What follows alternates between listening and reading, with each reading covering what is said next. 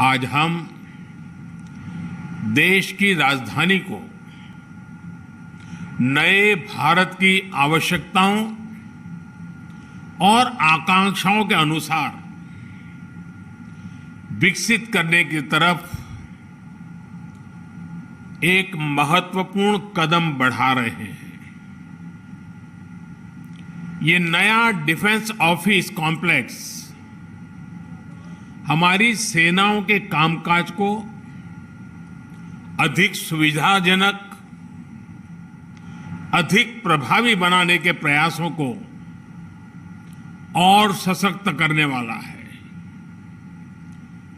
इन नई सुविधाओं के लिए डिफेंस से जुड़े सभी साथियों को मैं बहुत बहुत बधाई देता हूं। साथियों, आप सभी परिचित हैं कि अभी तक डिफेंस से जुड़ा हमारा कामकाज दूसरे विश्व युद्ध के दौरान बनाए गए हटबैंड से ही चल रहा था। ऐसे हटबैंड्स जिनको उस समय घोड़ों के अस्तबल और बैरकों से संबंधित जरूरतों के अनुसार बनाया गया था। आजादी के बाद के दशकों में इनको रक्षा मंत्रालय, थल सेना, नौसेना और वायुसेना के दफ्तरों के रूप में विकसित करने के लिए समय समय पर हल्की फुल्की मरम्मत हो जाती थी। कोई ऊपर के अधिकारी आने वाले तो थोड़ा पेंटिंग हो जाता था और ऐसे ही चलता रहा।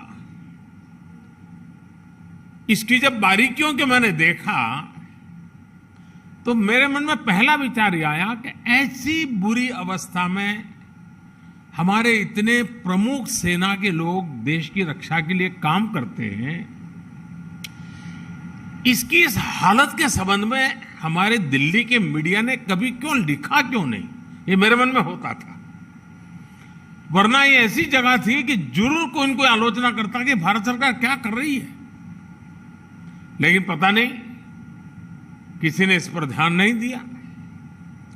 इन हटबैंड्स में आने वाली परेशानियों को भी आप लोग भलीभांति जानते हैं।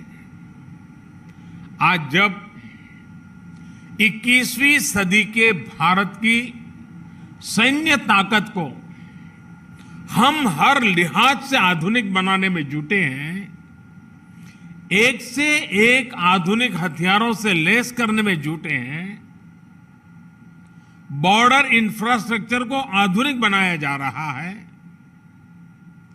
चीफ ऑफ डिफेंस स्टाफ के माध्यम से सेनाओं का कोऑर्डिनेशन बेहतर हो रहा है, सेना की जरूरत की प्रोक्योरमेंट जो सालों साल चलती थी वो तेज हुई है, तब देश की रक्षा सुरक्षा से जुड़ा कामकाज दशकों पुराने हटबैंड से हो, ये कैसे संभव हो सकता है।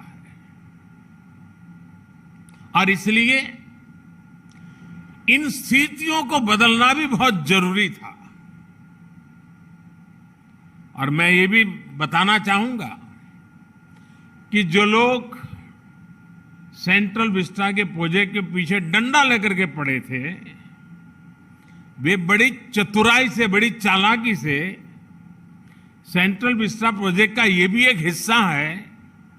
7,000 से अधिक सेना के अफसर जहां काम करते हैं, वो व्यवस्था विकसित हो रही है, इस पर बिल्कुल चुप रहते थे, क्योंकि उनको मालूम था कि जो भ्रम फैलाने का इरादा, झूठ फैलाने का इरादा है, जैसे ही इस बात की सामने आएगा तो फिर उनकी सारी गपबाजी चल नहीं पाएगी। लेकिन आज देश देख रहा है कि सेंट्रल विस्टा के पीछे हम कर क्या रहे हैं।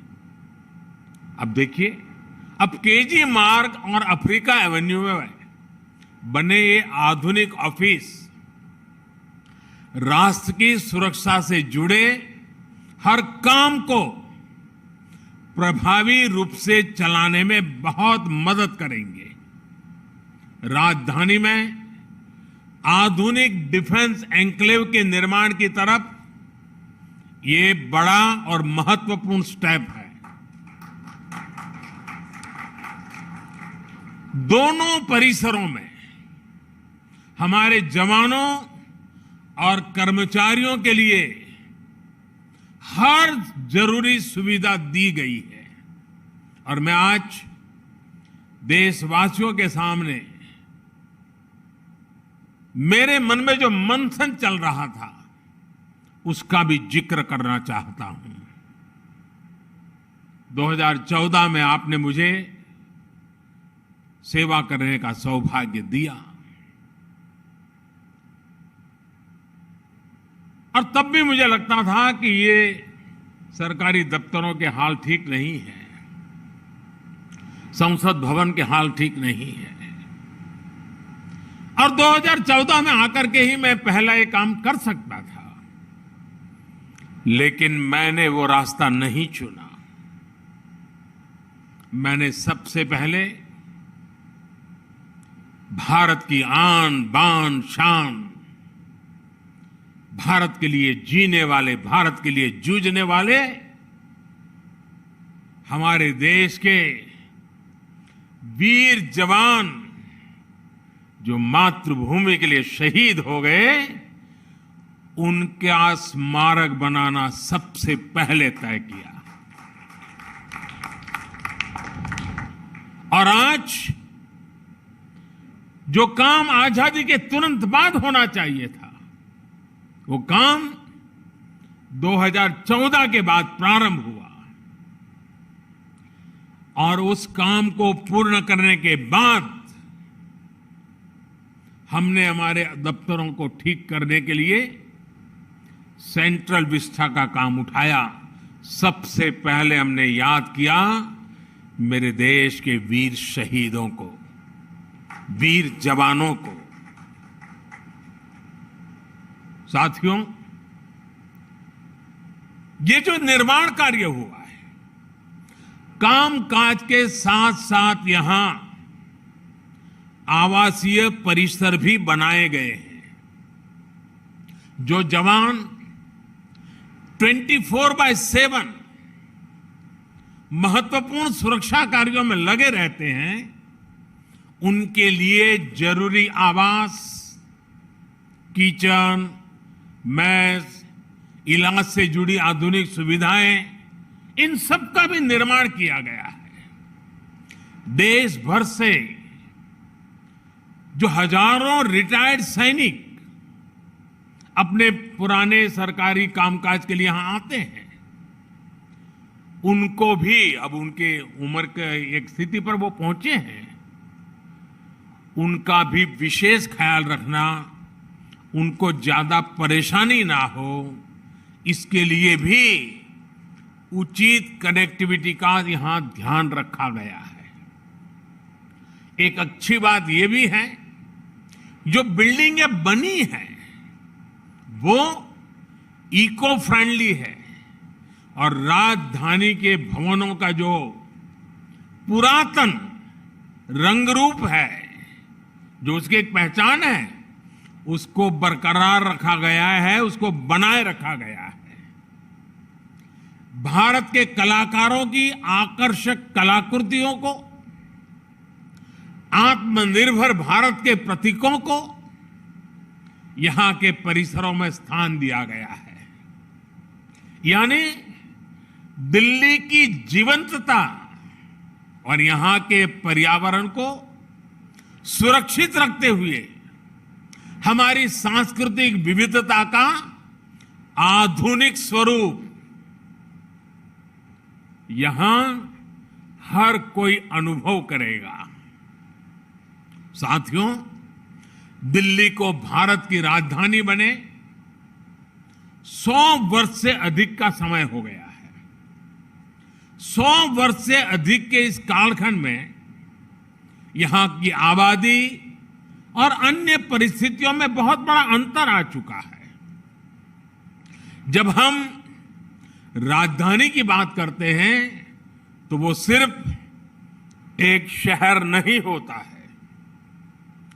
किसी भी देश की राजधानी उस देश की सोच, उस देश के संकल्प, उस देश का सामर्थ्य और उस देश की संस्कृति के प्रतीक होती है। भारत तो लोकतंत्र की जननी है, इसलिए भारत की राजधानी ऐसी होनी चाहिए जिसके केंद्र में लोक हो, जनता जनार्दन हो। आज जब हम ईज ऑफ लिविंग और ईज ऑफ डूइंग बिजनेस इस पर फोकस कर रहे हैं तो इसमें आधुनिक इंफ्रास्ट्रक्चर की भी उतनी ही बड़ी भूमिका है। सेंट्रल विस्टा से जुड़ा जो काम आज हो रहा है उसके मूल में यही भावना है। इसका विस्तार हमें आज शुरू हुई सेंट्रल विस्टा से जुड़ी वेबसाइट्स में भी दिखता है। साथियों, राजधानी की आकांक्षाओं के अनुरूप दिल्ली में नए निर्माण पर बीते वर्षों में बहुत जोर दिया गया है।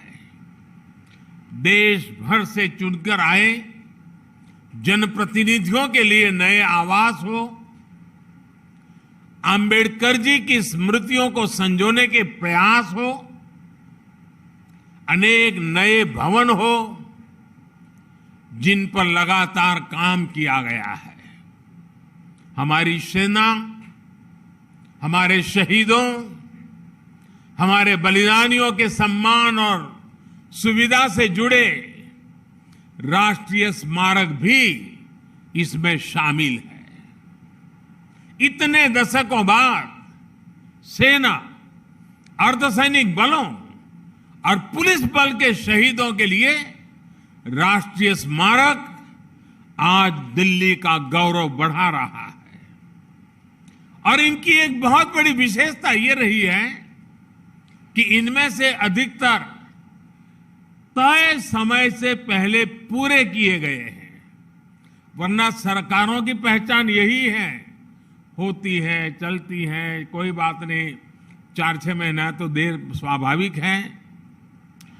हमने एक नया वर्क कल्चर सरकार में लाने का ईमानदारी से प्रयास किया है ताकि देश की संपत्ति बर्बाद न हो, समय सीमा में काम हो, निर्धारित खर्च से भी कुछ कम खर्च में क्यों न हो, और प्रोफेशनलिज्म हो, एफिशिएंसी हो, इन सारी बातों पर हम बल दे रहे हैं। ये सोच, ये अप्रोच में आई एफिशिएंसी का एक बहुत बड़ा उदाहरण आज यहां प्रस्तुत है। डिफेंस ऑफिस कॉम्प्लेक्स का भी जो काम 24 महीने में पूरा होना था, वो सिर्फ 12 महीने के रिकॉर्ड समय में कंप्लीट किया गया। यानी 50% समय बचा लिया गया। वो भी उस समय जब कोरोना से बनी परिस्थितियों में लेबर से लेकर लॉकडाउन, दिखना, फलाना, न जाने कितनी सारी कठिनाइयों से बीच हम गुजरे हैं। इन तमाम प्रकार की चुनौतियां सामने थी। कोरोना काल में सैकड़ों श्रमिकों को इस प्रोजेक्ट में रोजगार मिला है। इस निर्माण कार्य से जुड़े सभी श्रमिक साथी, सभी इंजीनियर, सभी कर्मचारी, अधिकारी, ये सब के सब इस समय सीमा में निर्माण के लिए तो अभिनंदन के अधिकारी है, लेकिन साथ साथ कोरोना का इतना भयानक जब खौफ था, जीवन और मृत्यु के बीच में सवालिया निशान थे, उस समय भी राष्ट्र निर्माण के इस पवित्र कार्य में जिन जिन लोगों ने योगदान किया है, पूरा देश उनको बधाई देता है, पूरा देश उनका अभिनंदन करता है। ये दिखाता है कि जब नीति और नीयत साफ हो, इच्छा शक्ति प्रबल हो और प्रयास ईमानदार हो तो कुछ भी असंभव नहीं होता है, सब कुछ संभव होता है। मुझे विश्वास है देश की नई पार्लियामेंट बिल्डिंग का निर्माण भी, जैसे हरदीप जी अभी बड़े विश्वास के साथ बता रहे थे, तय समय सीमा के भीतर ही पूरा होगा। साथियों, आज कंस्ट्रक्शन में जो तेजी दिख रही है उसमें नई कंस्ट्रक्शन टेक्नोलॉजी की भी बड़ी भूमिका है। डिफेंस ऑफिस कॉम्प्लेक्स में भी पारंपरिक आरसीसी निर्माण के बजाय light gauge steel frame technique का उपयोग किया गया है। नई तकनीक के चलते ये भवन आग और दूसरी प्राकृतिक आपदाओं से अधिक सुरक्षित है। इन नए परिसरों के बनने से दर्जनों एकड़ में फैले पुराने हटमेंट्स के रखरखाव में जो खर्च हर वर्ष करना पड़ता था, उसकी भी बचत होगी। मुझे खुशी है कि आज दिल्ली ही नहीं बल्कि देश के अन्य शहरों में भी स्मार्ट सुविधाएं विकसित करने, गरीबों को पक्के घर देने के लिए आधुनिक कंस्ट्रक्शन टेक्नोलॉजी पर फोकस किया जा रहा है। देश के 6 शहरों में चल रहा लाइट हाउस प्रोजेक्ट इस दिशा में एक बहुत बड़ा प्रयोग है। इस सेक्टर में नए स्टार्टअप्स को प्रोत्साहित किया जा रहा है। जिस स्पीड और जिस स्केल पर हमें अपने अर्बन सेंटर्स को ट्रांसफॉर्म करना है, वो नई टेक्नोलॉजी के व्यापक उपयोग से ही संभव है। साथियों, ये जो डिफेंस ऑफिस कॉम्प्लेक्स बनाए गए हैं, ये वर्क कल्चर में आए एक और बदलाव और सरकार की प्राथमिकता का प्रतिबिंब है। ये प्राथमिकता है उपलब्ध लैंड का सदुपयोग, और सिर्फ लैंड ही नहीं, हमारा ये विश्वास है और हमारा प्रयास है कि हमारे जो भी रिसोर्सेज हैं, हमारी जो भी प्राकृतिक संपदाएं हैं, उसका ऑप्टिमम यूटिलाइजेशन होना चाहिए। अनाप शनाप ऐसी संपदा की बर्बादी अब देश के लिए उचित नहीं है, और इसी सोच के परिणाम स्वरूप सरकार के अलग अलग डिपार्टमेंट के पास जो जमीनें हैं, उनके प्रॉपर और ऑप्टिमम यूटिलाइजेशन पर परफेक्ट प्लानिंग के साथ आगे बढ़ने पर बल दिया जा रहा है। ये जो नए परिसर बनाए गए हैं, वो लगभग 13 एकड़ भूमि में बने हैं। देशवासी आज जब ये सुनेंगे, जो लोग दिन रात हमारे हर काम की आलोचना करते हैं, उनको जरा उनका चेहरा सामने रख करके इन चीजों को सुने देशवासी। दिल्ली जैसे इतने महत्वपूर्ण जगह पर 62 एकड़ भूमि में, राजधानी के अंदर 62 एकड़ भूमि में, इतनी विशाल जगह पर ये जो हटमेंट्स बने हुए थे, उसको वहां से हमने शिफ्ट किया और उत्तम प्रकार की आधुनिक व्यवस्था सिर्फ 13 एकड़ भूमि में, 13 एकड़ भूमि में निर्माण हो गई।